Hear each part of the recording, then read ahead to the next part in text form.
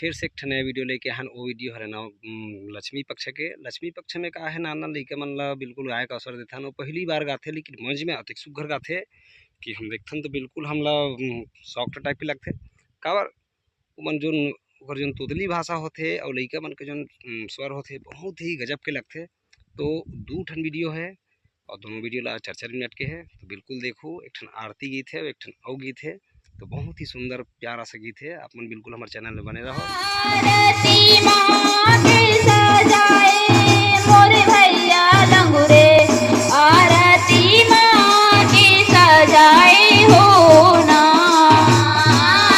आरती माँ के सजाए मोर भैया लंगुरे, आरती माँ के सजाए हो ना।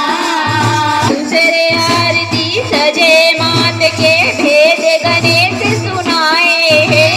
दूसरे आरती सजे मात के भेद गणेश सुनाए हे।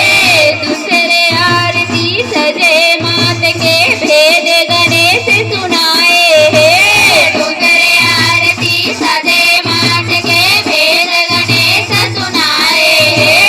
भेद गणेश सुनाए हो मैया, भेद गणेश सुनाए हे। भेद गणेश सुनाए हो मैया, भेद गणेश सुनाए हे। सेव फल नीमुआ चढ़ाए चढ़ाए हो मैया, आरती माँ के सजाए हो माँ।